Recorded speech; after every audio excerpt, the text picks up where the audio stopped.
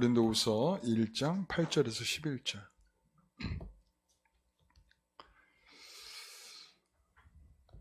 우리 한 목소리로 같이 봉독하겠습니다. 형제들아, 우리가 아시아에서 당한 환난을 너희가 모르기를 원하지 아니하노니 힘에 겹도록 심한 고난을 당하여 살 소망까지 끊어지고 우리는 우리 자신이 사형 선고를 받은 줄 알았으니 이는 우리로 자기를 의지하지 말고 오직 죽은 자를 다시 살리시는 하나님만 의지하게 하려 하심이라. 그가 이같이 큰 사망에서 우리를 건지셨고 또 건지실 것이며 이후에도 건지시기를 그에게 바라노라. 너희도 우리를 위하여 간구함으로 도우라. 이는 우리가 많은 사람의 기도로 얻은 은사로 말미암아 많은 사람이 우리를 위하여 감사하게 하려 함이라. 아멘. 오늘 말씀의 제목은 왜 내게 이런 일이 일어났는가 라는 제목입니다.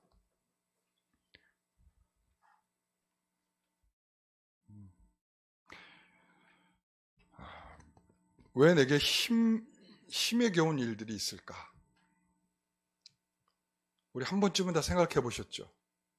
지금도 생각하고 있을 수도 있어. 내가 왜 이렇게 힘든 일이 있을까? 내가 예수 믿고 그래도 열심히 믿는다고 살아왔는데 왜 내게 이런 일이 있을까? 하나님께 물어보셨습니까? 왜 그런지? 그랬더니 하나님이 뭐라고 얘기하시던가요? 참아라. 하나님께서 주시는 환난은 하나님께서 반드시 위로를 주십니다. 그게 특징이에요. 그러니까 하나님이 주시는 환난은 하나님의 위로가 있다. 그래서 그 위로는 어디로부터 오는가 하면 그 고난의 모델이신 예수 그리스도로부터 온다. 그분은 억울하게 당하셨고 죄 없이 당하셨고 그리고 죽으셨고 그것을 통해서 우리가 얻게 되는 것은 뭔가 하면 내게 견딜 만한 힘을 주시는구나 라는 것이죠. 그러면서 우리 주님께서 마치 이렇게 말씀하는 것 같아요. 너 힘들지? 내가 다 안다. 꼭 이렇게 말씀하시는 것 같아요. 이 십자가의 예수님의 구속의 은혜, 이 고난, 이 어려움, 힘든 이것을 생각하면 마치 내게 주시는 위로의 메시지가 담겨 있는 것 같습니다. 그래서 우리는 사도 바울의 말처럼 그리스도의 남은 고난을 위해서 살아가게 되는 것이고 그리고 십자가 사역을 잇는 제사장적인 사역을 감당하게 되는 것이죠. 우리 하나님께서 내게 왜 그런 힘든 일들을 겪게 하시는가? 이 고린도 후서는 바로 그것을 우리에게 말씀해 주려고 하는 중요한 단서를 제공해 주고 있습니다.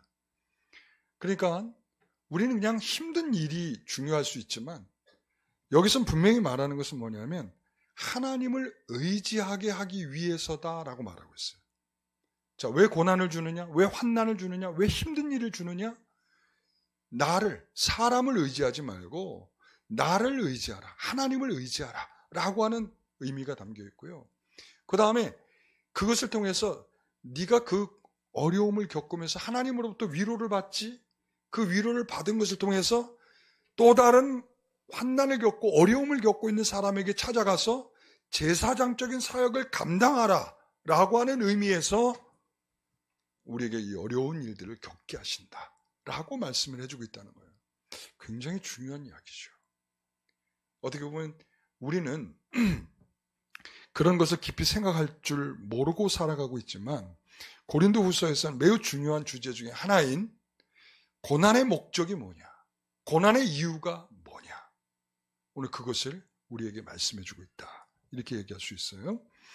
첫 번째 보면 엄청난 고난에 대해서 설명을 합니다. 근데 사도 바울은 그 사건보다 이유에 집중하고 있다. 이렇게 얘기할 수가 있어요. 8절을 보시면 아시아에서 당한 환난 이랬습니다. 아시아에서 당한 환난. 무엇인지 정확하게 말하고 있지 않아. 아시아에서 내가 죽을 만큼 얻어 터졌다. 뭐 이런 것도 아니고 내가 여기에서 태형을 당했다 뭐 이런 것도 아니고, 여기서 뭐냐, 내가 아시아에서 당한 환난이 있다 이렇게 얘기하고 있어. 무슨 그 숨 퀴즈 같이. 그래서 분명한 것은 뭐냐면 그 당한 환난이 견디기 아주 힘들 정도로 어려운 것이었다 이렇게 설명을 하고 있어요. 바울은요, 우리가 고린도후서 11장에 가서 보게 되면 내가 태형을 3번이나 당했고 돌로 한번 맞아 죽을 뻔했고, 그리고 또한 파선에서 3번이나 파선을 당했고, 일주일 동안 주야로 그냥 배에서 밀려서 떠내려갔고, 그리고 환경과 사람을 통해서 엄청난 위험을 겪었고, 배고픔을 겪었고, 그리고 또한 헐벗음을 겪었고, 수없이 많이 그에게 있어서는 이런 어떤 엄청난 일들을 겪어냈단 말이에요. 이 정도면 뭐예요? 고난의 장인이죠. 고난을 겪어낸 장인, 사도 바울 이렇게 얘기할 수 있죠. 그러니까 예수 믿기 전에 승승장구하던 70인 회에 들어가서 공회 소속으로 굉장히 승승장구하고 출세가도를 달렸던 바울이 예수 믿고는 어떻게 됐어요? 고난의 장인이 됐어요. 이상하죠? 왜 이런 일을 겪어야 되는 것인가? 그러니까 그 아시아에서 당한 환난이 특정되지 않는 이유 중에 하나는 뭐냐 하면, 그 환난의 그 사건이 중요한 것이 아니다라는 걸 말해준 거예요. 그 사건이 중요한 게 아니다. 거기에서 사도 바울은 그것을 통해 뭔가 굉장히 중요한 메시지를 받았다는 것을 말씀해주고 있는 거예요. 그는 얼마나 심한 환난을 겪었냐면, 좀 살벌한데 8절에 보면 힘에 겹도록 심한 고난을 당하여 살 소망까지 끊어졌다 이렇게 말해요. 살 소망까지 끊어지고, 9절에 보면 사형 선고를 받았다. 그리고 큰 사망, 10절 큰 사망을 겪었다. 그는 어찌 보면 지독한 고통 중에 있었음이 분명합니다. 그렇죠? 여러분, 그것이 무엇인지를 밝히고 있지 않아요. 글쎄요, 고린도 교회는 알고 있었을까요? 알고 있을 수도 있죠. 이미 교감되고 있으니까 충분히 알만한 것일 수. 내가 아시아에 당한 환난을 이렇게 얘기하면 이 고린도 교회는 어떤 고난, 이것을 알고 있을지도 몰라. 그러나 여기서 명확하게 밝히지 않고 있다는 거예요. 여러분, 그러나 이제 학자들은 그렇게 추정을 하죠. 무슨 고난이었겠느냐? 고난은 3가지 정도로 압축된다. 뭐냐면 이 고린도 교회로부터 고린도 교회의 불화, 맨날 너 사도 맞아? 그러면서 이 마음을 찌르고 정말 힘들게 하여서 우울증이 걸렸다 이렇게 얘기하는 사람이 있고, 바울을 대적하는 자들 때문에 너무나 바울이 그 곤란을 겪다 보니까 힘들어 죽을 지경이었다 이럴 수도 있고, 그 다음에 3번째는 뭔가 하면 이 육체의 가시가 있었잖아요. 그것 때문에 사도 바울이 죽을 만큼 몸이 아파서 힘든 고통을 겪어냈다 이렇게 이야기합니다. 그러나 그것이 중요한 게 아니다. 무엇을 겪었느냐, 무엇이어도 상관없습니다. 중요한 건 뭐냐면 그거로 인하여 어떤 일을 겪었는지보다 이 환난의 이유가 뭐냐 이겁니다. 그 환난의 이유는 2번째 이겁니다. 하나님을 더 의지하도록 하기 위해서다. 오늘 본문에서 말하는 거예요. 9절 말씀, 10절 말씀 같이 읽어봅니다. 우리는 우리 자신이 사형 선고를 받은 줄 알았으니 이는 우리로 자기를 의지하지 말고 오직 죽은 자를 다시 살리시는 하나님만 의지하게 하심이라. 그가 이같이 큰 사망에서 우리를 건지셨고 또 건지실 것이며 이후에도 건지시기를 그에게 바라노라. 여기서 첫째는 뭐냐면, 신자는 자신을 의지하지 않고 누구를 의지한다? 하나님을 의지한다. 그리고 또한 둘째는 신자는 하나님의 섭리, 하나님의 인도하심에 따라 살아가는 사람이다 이거예요. 신자는요, 자기의 마음대로 살고 싶어하는 사람이 아닙니다. 그리고 자기의 힘을 의지하는 사람이 아니라는 것이죠. 그러니까 우리가 예수 믿고 굉장히 능력자가 되는 것이 아닌 이유가 거기에 있는 거예요. 그러니까 하나님께서 사도 바울에게 능력자로 만들어준 게 아니라 약하고 약한 자로서 곤란과 환난을 겪어내면서 그에게 뭘 키워가시느냐? 하나님을 의지하는 마음을 키워가는 거예요. 능력의 하나님, 자신을 능력 있게 키우는 걸 하나님 원하시는 게 아니고 능력 있으신 하나님을 의지하는 것을 배워가도록 하시는 거죠. 사랑하는 성도 여러분, 내 형편이, 내 어려움이 나를 주눅들게 만든다. 여러분 그 생각은 버리십시오. 내 아픈 것이 여러분 그렇지 않습니다. 자신이 겪고 있는 그런 문제가 너무 크면요, 우리가 정신적인 문제가 생깁니다. 우리가 그 연예인 중에 이상민 씨 알잖아요. 우리가 60몇 억을 빚을 지고 젊은 때 잘 나가다가 빚을 지고 그 빚 갚느라고 공황장애가 왔잖아. 그러니까 뭐냐면 어떤 굉장히 큰 문제에 부딪히면 내 인간의 한계를 보게 돼요. 아, 내가 어떤 사람이고 내 밑바닥을 보게 되죠. 아, 나는 도저히 감당하기가 쉽지 않겠구나. 여러분 그렇습니다. 우리가 다 그래요. 그래서 오늘날 이 정신적 장애가 많은 문제가 많이 일어나는 이유가 사람들이 다 그런 마음 때문에 그래요. 어떤 문제를 부딪혔는데 그 문제가 내 한계를 보면서 내 한계에서 극복이 안 되니까 거기에서 문제가 나타나는 거예요. 그럼 얼마 전에 제가 한 목사님을 만났어요. 그 목사님이 저한테 그러는 거야. 목사님 저 건강해 보이죠? 그러는 거예요. 네, 아주 피부 색깔도 좋고 되게 건강해 보이시는데요? 그랬어요. 제가 있잖아요. 얼마 전까지 그러면서 물을 한 모금 이렇게 마시는 거예요. 왜 물을 마시냐면 이분이 침이 안 나와. 침이 안 나오니까 뭘 먹냐면 물을 그냥 말하는 사이에 계속 물을 마셔야 돼. 그래서 물을 딱 제가 있잖아요. 여기서부터 여기 사이에 암세포가 7개가 있었어요.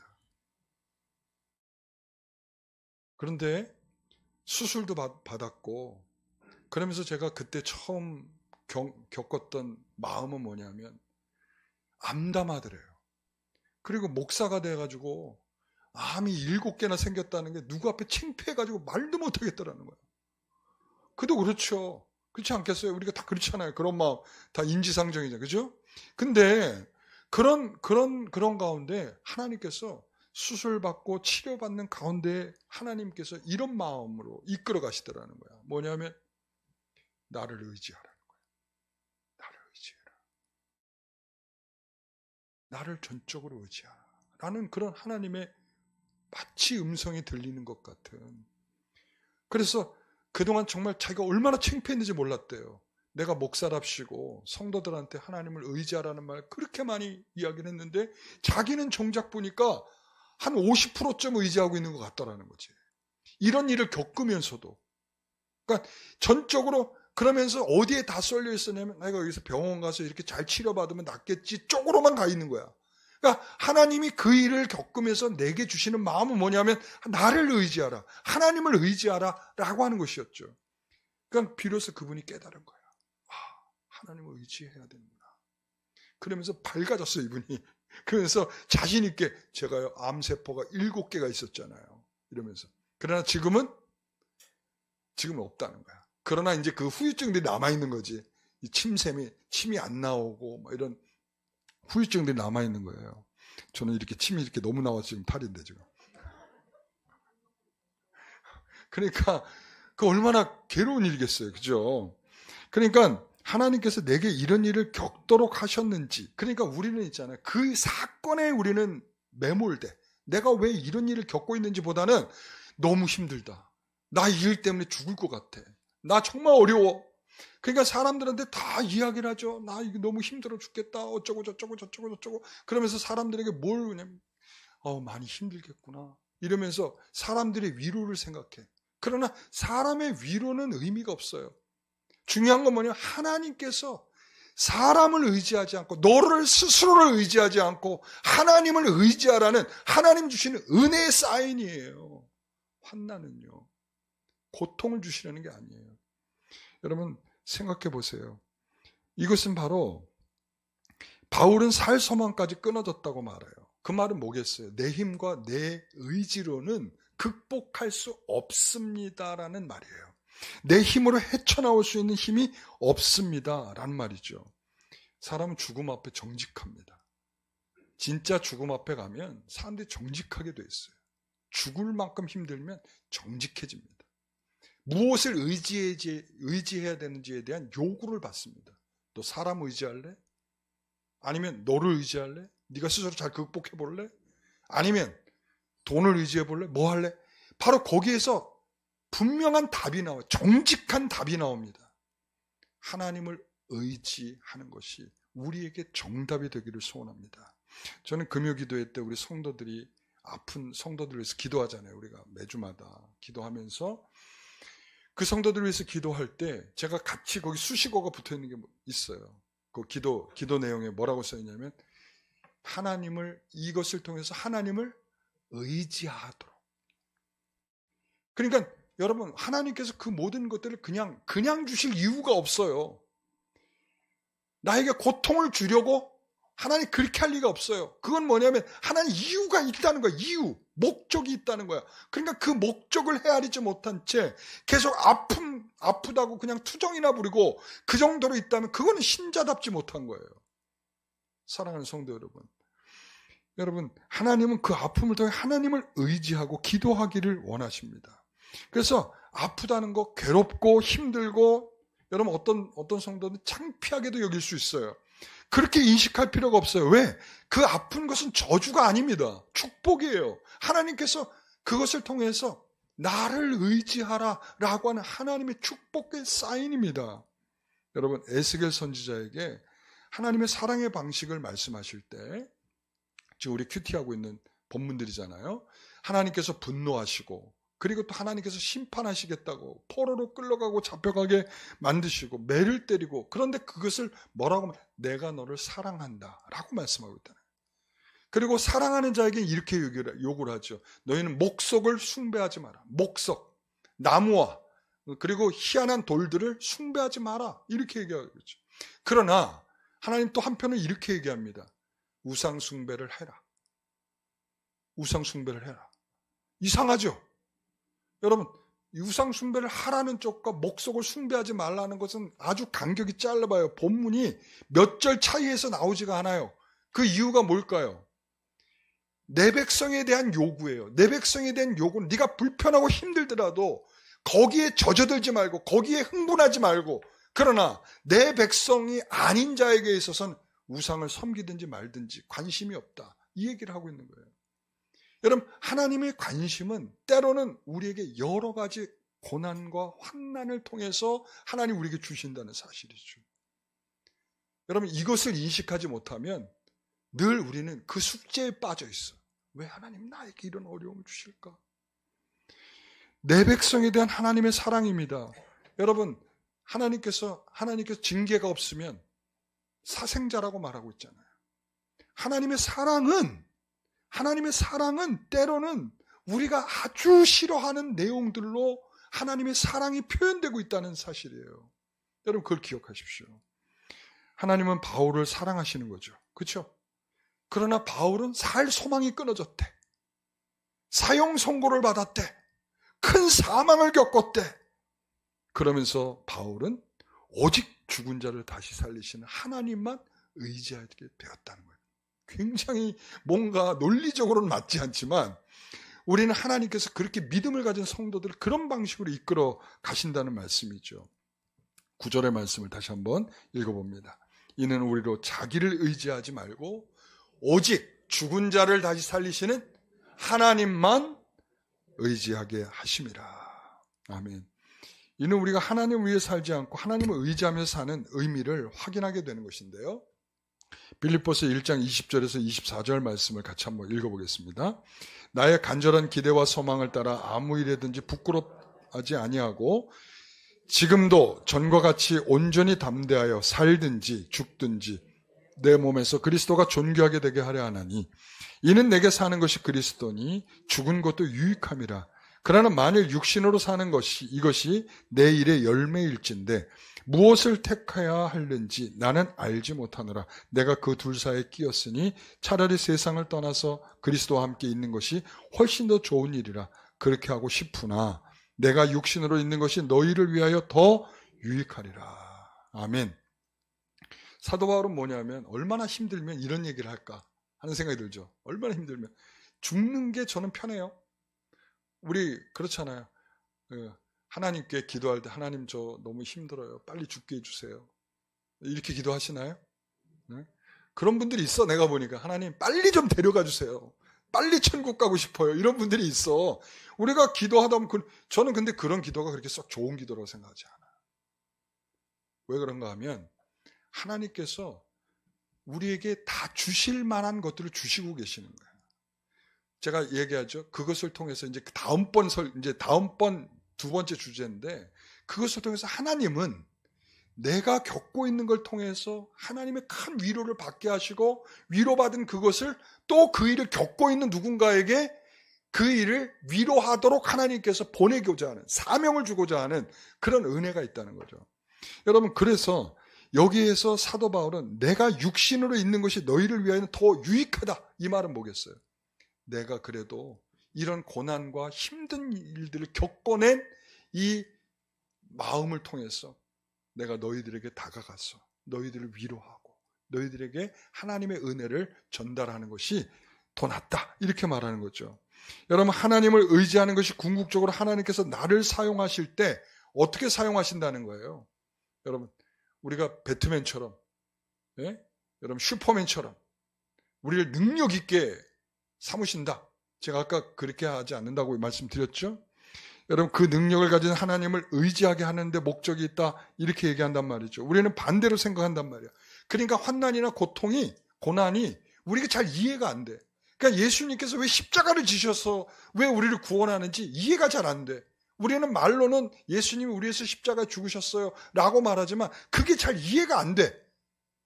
고난이 이해가 안 돼. 환난이 이해가 안 돼. 왜? 아니, 예수 믿으면 우리가 잘 돼야죠. 그래야 누구한테도 예수 믿으라고 당당하게 얘기할 수 있는 거 아니겠습니까? 여러분, 이거는 굉장히 자본주의적 발상이야. 그리고 세속주의적 발상이고, 그리고 또한 타종교적 발상이야. 여러분, 일반 종교는 있잖아요. 항상 이렇게 돼 있어요.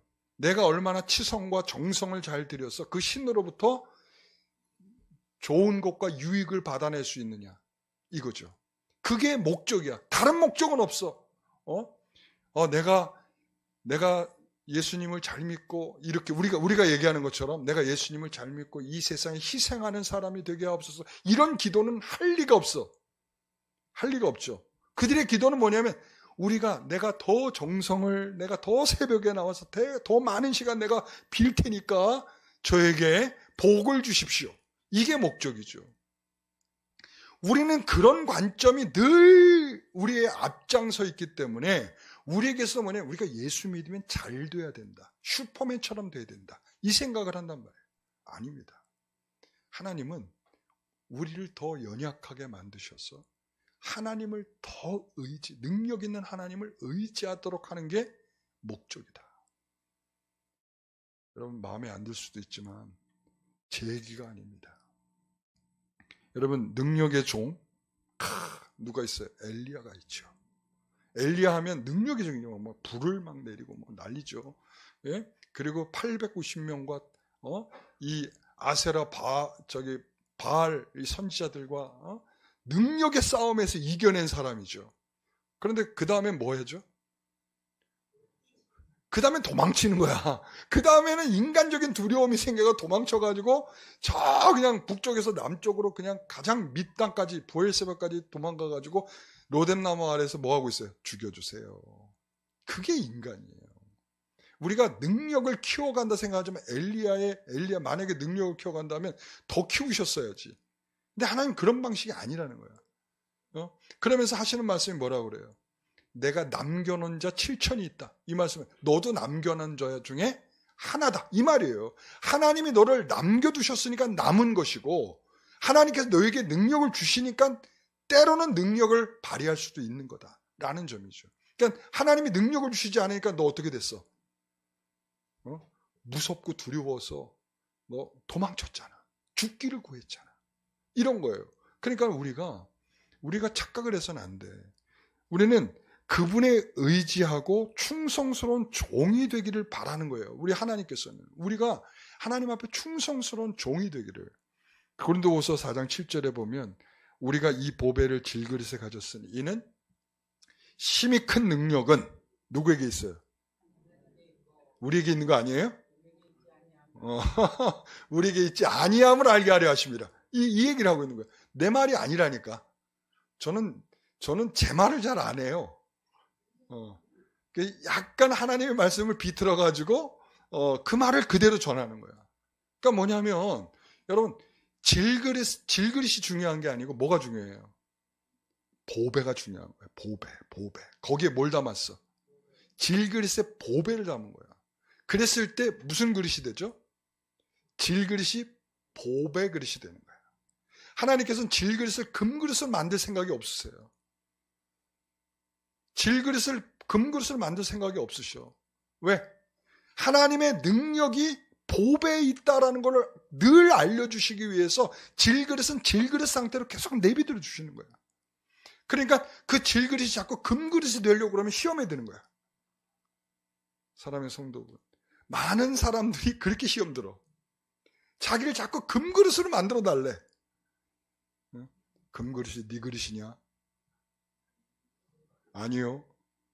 은그릇이 네 그릇이냐? 이 질그릇이 네 그릇이냐?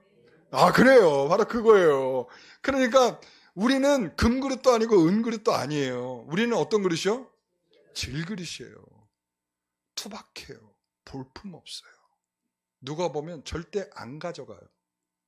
가져가고 싶은 마음이 안 들어. 그런데 그 안에 뭐가 담겼어요?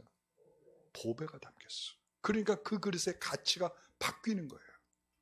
사랑하는 성도 여러분, 능력이 어디에 있고 하나님께 있고 내게 있지 않음을 나타내. 그래서 우리가 하나님을 의지하는 거예요. 하나님을 의지할 때 우리의 그릇이 달라져. 우리 그릇이 달라져. 그 안에 담겨 있는 그분의 능력이 우리의 삶을 질적으로 변화시켜 가시는 거죠. 오늘 우리가 그런 은혜가 있기를 소원합니다. 죽음의 문턱까지 하나님의 은혜를 경험하고 나니까 의지하는 법을 누가 배웠어요? 바울이 배웠다는 거야. 그러니까 고린도교 성도들에게도 뭐라고 그래요? 동일한 은혜를 너도 하나님께 구해 라고 말하는 거예요. 자, 고린도후서 1장 10절 같이 읽어봅니다. 그가 이같이 큰 사망에서 우리를 건지셨고 또 건지실 것이며 이후에도 건지시기를 그에게 바라나. 여기에는 무슨 내용이 들어있어요? 기도의 내용이 들어있죠. 그러니까 하나님을 의지한다는 것은 어떻게 우리가 표현하느냐? 기도하는 거죠. 하나님께서 건지셨고 이걸 알고 기도하는 거예요. 그러니까 건지셨다는 사실을 우리가 믿음으로 알아야 돼요. 건지셨고 건지실 것이고 그리고 또한 뭐라고 그랬어요? 건지시기를 나는 바랍니다. 기도합니다. 이거죠. 그러니까 사도 바울은 바로 여기에 목적이 있는 거야. 내가 큰 환난을 겪었는데 하나님 거기서 나를 뭐 했다? 건지셨다는 거야. 건지셨다. 그러니까 여러분 이제 앞으로 너희도 그 다음에 11절에 너희도 우리를 위하여 간구함으로 도우라. 이렇게 이는 우리가 많은 사람의 기도로 얻은 은사로 말미암아 많은 사람이 우리를 위하여 감사하게 하려 함이라. 그러니까 너희도 함께 기도함으로 함께 이 은혜를 누려라. 이런 말이기도 해요. 자, 세 번째. 이 환난의 목적의 두 번째죠. 자, 첫 번째는 뭐였어요? 하나님을 의지하도록. 네, 이거 몰랐으면 제가 화낼 뻔했어요. 네. 하나님을 뭐 하도록? 의지하도록. 두 번째는 뭐라고? 제사장적 사역을 하도록. 바울은 앞부분을 설명하듯이 우리의 모든 환난을 통해 누군가가 내가 위로를 받고, 자 4절 말씀 한번 읽어보겠습니다. 우리의 모든 환난 중에서 우리를 위로하사, 자 모든 환난 중에서 우리를 위로하사 우리로 하여금 하나님께 받는 위로로서 모든 환난 중에 있는 자들을 능히 위로하게 하시는 이시로다. 하나님은 위로의 하나님이시라는 거예요. 근데 하나님 위로의 하나님이신데 하나님께서 직접 가서 위로해 주시는 게 아니라 환난 속에서 하나님의 위로를 받은 그 사람이 또 다른 환난을 겪고 있는 그 사람에게 가서 위로를 하게 한다는 거예요. 그게 하나님의 방식이라는 거야. 그러니까 이게 바로 제사장적이라는 말이 이런 의미예요. 그러니까 하나님께서 내가 그 일을 겪어내서 나에게 위로를 경험하게 하신 다음에 그 위로를 경험한 것을 나와 똑같은 일들을 겪고 있는 그 사람에게 가서 그 사람에게 하나님의 위로를 전달해줘라. 이런 거죠. 그래서 바울이 그런 죽음의 고통을 겪은 것은 누구를 위해서라는 거예요? 너희를 위해서다. 이렇게 말, 너희를 위해서. 내가 그 모든 것을 겪은 것은 너희를 위로하도록 그런 것이죠. 그러면 너희만 없었다면 그 고난이 없었을 텐데 이럴 수 있을까요? 여러분, 이럴 수 있습니까? 사도 바울이 지금 그런 말이 아니에요. 하나님께서 너희를 복주기 위해서 나를 여기까지 인도하셨다라는 의미예요. 여러분, 그게 중요하죠. 그러니까 아니 너만 없었으면 내가 이런 고통을 안 겪었을 텐데를 말하고 싶은 게 아니라 하나님께서 나를 이렇게 복된 자리로 여기까지 이렇게 이끌어 주셨다는 거야.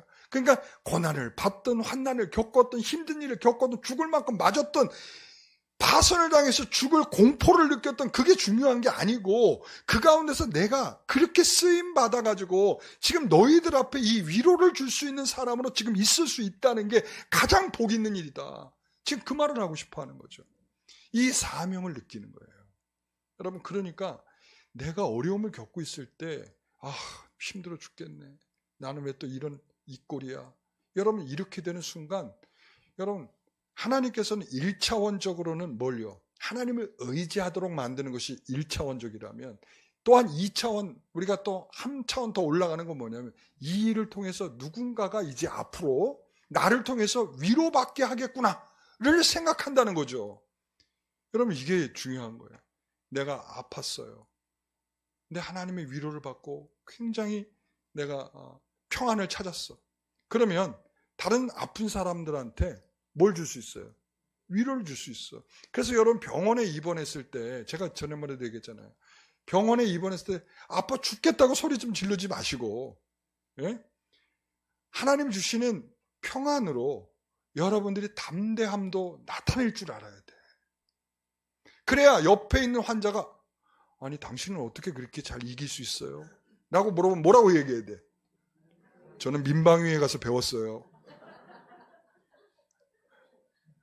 아니 옛날에 그 민방위 그 홍보 영상에 보면 어떤 일을 딱 하고 나서 그 어디서 배웠어요? 민방위에서 배웠어요. 그러더라고요. 여러분, 우리가 다 주님께서 주시는 위로를 받았기 때문에 저는 이렇게 담대할 수 있는 것 같아요. 라고 복음을 전해야죠. 저는 그렇게 생각해. 아픈 나를 가지고 무슨 그 옆에 있는 사람이 위로가 되겠습니까? 우리가 이런 관점이란 말이야. 아니에요. 아프고 정말 쩔쩔매고 있는 그 사람 가운데서도 하나님은 나를 통해서도 또 다른 사람을 위로하도록 은혜를 베푸신단 말이지. 그 사명이 있다는 거야. 사도 바울은 그 사명을 느꼈고 경험했고 그렇다는 거죠. 여러분, 자신이 겪는 환난은 하나님의 은혜를 증거하고 나눌 수 있으며 하나님의 위로를 담는 그릇이 되어서 다른 사람에게 전달해 줄 수 있는 그런 은혜가 주어지는 것입니다. 여전히 마음과 몸에 깊은 상처를 갖고 있겠죠. 누가요? 사도 바울은. 그런데 그 흔적이 뭐라고 얘기하냐면 그리스도의 흔적이라 이렇게 말해요. 내 상처, 내가 맞으면서 생긴 상처, 넘어지면서 돌에 맞아 생긴 상처, 이 모든 것들이 다 무슨 흔적? 그리스도의 흔적이라. 사람들한테 나 괜찮아요. 행복합니다. 여러분, 우리가 슬플 때 슬픈 노래를 들으면 구구절절 마치 내 노래를 나를 노래하는 것 같은 그런 가사를 경험하잖아요. 그럴 때 사람 나도 모르게 눈물도 나고 하는 거죠. 그러나 그런 일을 겪어보지 않은 사람은 그보다 더 슬픈 내용을 얘기해도 조금 더 감동이 되질 않아. 그래서 우리가 예를 어떤 그 노래 경연대회에서 모든 사람을 심금을 울리는 가장 중요한 주제 중에 하나가 뭘까요? 그렇지. 어머니야, 어머니. 아버지는 조금 약하고, 어머니야, 어머니. 그러니까 어머니에 대한 노래를 탁 부르면 모든 사람은 똑같아요. 난 정말 우리 엄마한테 잘못했는데. 그리고 또 이제 어머니한테 지질이 속색이다가, 어머니 돌아가신 그 사람은 그냥 꺽꺽거리고 우는 거지 뭐. 왜 그러겠어요? 자기 인생의 노래 같은 거야. 그 노래가. 마치 자기의 가슴 후벼파듯이. 그러니까 그거를 예전에 어떤 가수가 자기의 어머니를 그리워하면서 부른다는 거야. 그랬더니 그냥 완전 거기 그날 아주 그냥 눈물바다가 돼버렸어. 전부 다 눈물바다가. 그 사람의 감정도 그러한데 그걸 듣는 사람들의 감정도 그러하다는 거죠. 여러분, 우리가 비를 맞으면 옷이 축축하게 젖고 불쾌하죠. 그죠? 근데 그 정도 수준으로는 다른 사람에게 비 맞았다는 얘기를 제대로 얘기할 수가 없어. 적어도 있잖아요. 비를 맞고 흠뻑 맞고 그냥 몸살 정도 걸리고 며칠 동안 알아 누우면서 뼛속까지 아픈 경험을 해야 비 맞는 게 말이죠. 정말 힘든 일이에요. 이렇게 얘기할 수 있는 거야. 그러니까 우리가 비 맞은 정도 가지고는 비 맞은 얘기를 할 수가 없는 거야. 여러분, 그런 정도가 돼야 우리가 신앙인도 마찬가지. 하나님께서 우리가 모든 일들을 겪게 하시는 이유 중에 하나가 뭐냐면 네가 뼛속까지 좀 경험해보고 그 뼛속까지 아픈 이야기를 통해서 사람들에게 뭘 주라? 위로를 주라. 여러분, 그 사명이 내게 있는 줄 아시기 바랍니다. 여러분, 그래요. 신세한탄하지 마세요. 여러분, 사도 바울이 이렇게까지 준비될 때까지 저는 이런 생각을 해봅니다. 제가 이제 저는 이제 목회자니까 이 사도 바울의 입장을 한번 생각해 보잖아요. 사도 바울이 어떤 입장이었을까? 그러니까 저는 이렇게 생각을 해보게 되는 것 같아요. 그러니까 바울이 하나님께서 바울을 사랑하신다는 것은 기본적인 전제일 텐데, 그런데 얼마나 그 바울에게 복음이 들려져야 할 사람들을 얼마나 사랑하셨기에 바울을 이렇게 죽음의 골짜기까지 거닐면서 이런 어려움들을 겪어내어서 하나님의 큰 위로를 경험하여 그 위로를 전달하도록 하신 것일까? 라는 점이죠. 저는 거기에 마음이 많이 가더라고요. 여러분, 그렇습니다. 그런 겁니다. 하나님께서 저에게 위로를 주시려고 어떤 사람, 어떤 목사, 어떤 형제, 어떤 자매에게 엄청난 고통을 겪게 하셔서 그 고통을 통해서 회복된 은혜로 나에게 위로를 줬던 것이 기억이 나더라고요. 아, 그렇구나. 나도 그렇게 받은 사람이구나. 우리 모든 사람들은 바로 그렇게 바울처럼 그런 은혜를 나누는 사람들이에요. 지금 혹은 이전에 그런 일을 겪으셨을 때 힘드셨죠? 힘드셨죠? 힘들어서 많이 불평하고 원망하셨죠? 왜 나한테 이런 일이 있냐? 저 사람은 안 그런데 왜 나만 이러냐? 그 짐의 무게가 무거워서 정말 힘드셨죠? 하나님께서 그 힘겨운 일을 겪어내실 때 두 가지를 기억하십시오. 사람을 의지하지 말고 하나님을 의지하라. 그리고 하나님께서 제사장적 사명을 주고 계시다. 어떤 것도 그냥 되는 것은 없어요. 이유 없이, 목적 없이 되는 일은 없습니다. 그런데 여러분, 정말 영차원적으로 여러분들이 머물러 있다는 것은 그 고통에 머물러 있는 것입니다. 영차원이야. 그건 정말 아무것도 아니야. 하나님이 주시려는 목적과 의도는 전혀 생각할 줄 모르는 그런 상태.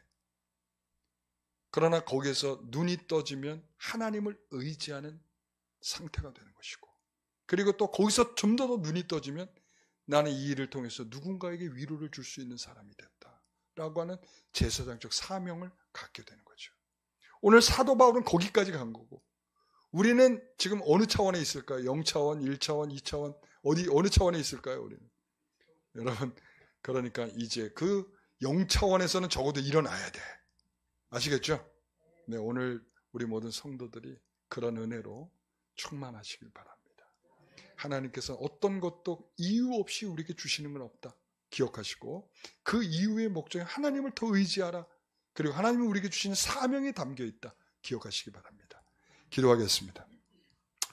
하나님은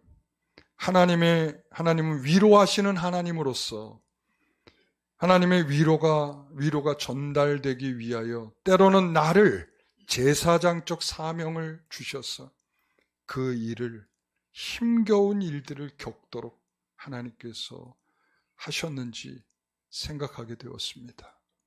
오늘 우리는 한 걸음 더 주님의 은혜를 품고 또 다른 사람에게 위로의 마음을 전달할 수 있는 메신저가 되기를 소원합니다.